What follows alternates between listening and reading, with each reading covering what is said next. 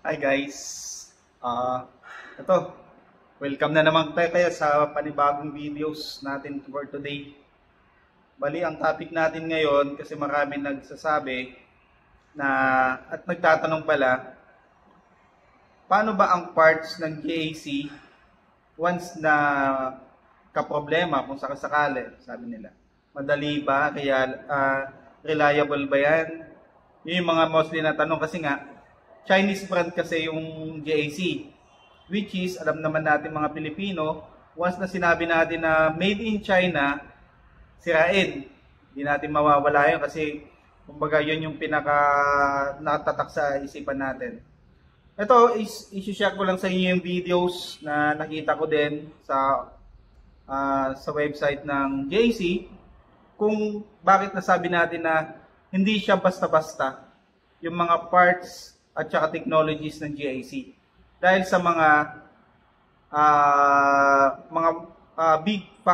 big car manufacturer na nakipag-joint venture sa kanila. Which is, ito yung tinatawag natin na big 3 car manufacturer sa buong mundo. Which is, andyan si Toyota, Mitsubishi, Honda, Fiat, the same time, pati si BYD sa kanila din. Yun.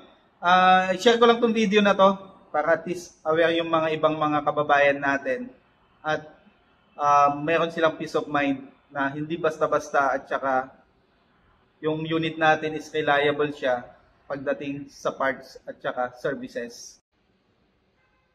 So guys, panoorin nyo to. Ito yung history ng GAC Motors. Malalaman natin kung bakit natin nasabi na okay ang GAC.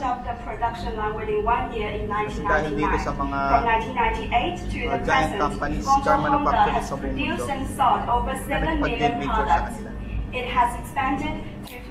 Ito yun guys, nga panoorin natin. Which went into operation in 2006 is the first zero wastewater discharge automobile factory in China's automobile industry. And in 2004, we cooperated with Toyota.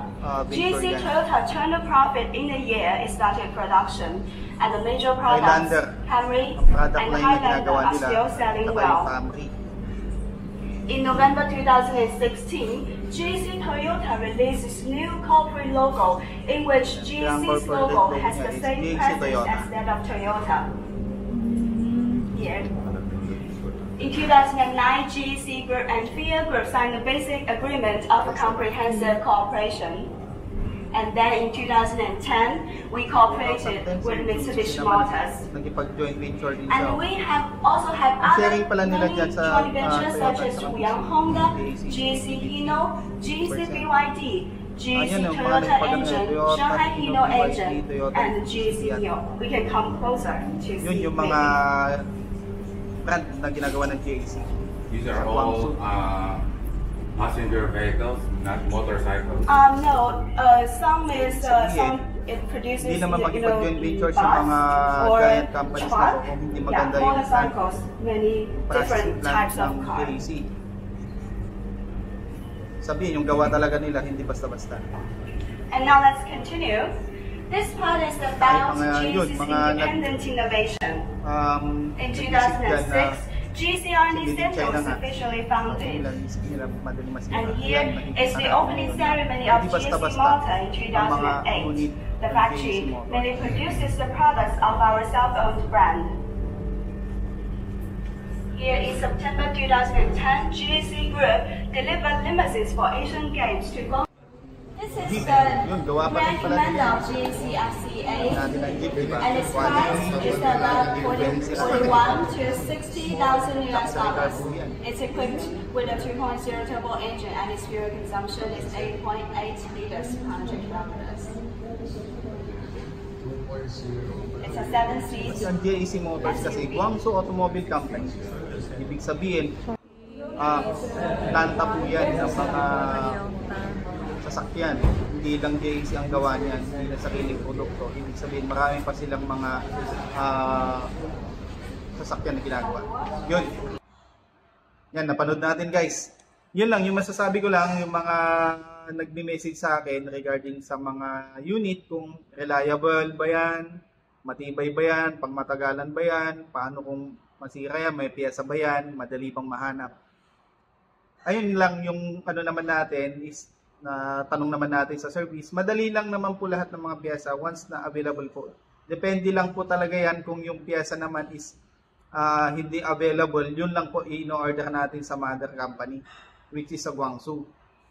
Yun naman yung mga process na kahit sa anong brand naman po yan, ganun yung proseso. It takes 2 to 3 months dumating. Pero yung mga piyesang yun kasi, kaya hindi ino-order at hindi available po, madalang po kasi siyang hinahanap sa market. Siyempre, hindi mo naman i-order yan kung hindi naman nag-move. Kaya po minsan madalang. Normally po, ang mga in-order ng mga dealer, mga ano natin, is yung mga fast moving. Yung lagi pinapalitan yan. Lagi po yan. Kahit sa labas kayo makakabili kayo ng mga replacement yan.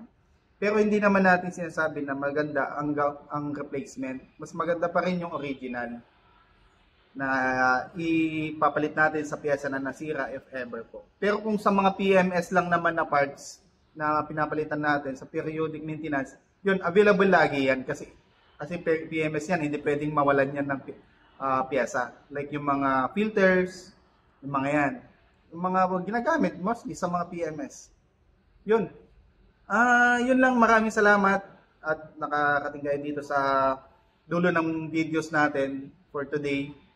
At sana may na-share na naman akong input sa inyo. Yun, maraming salamat at God bless po sa inyong lahat. Bye-bye.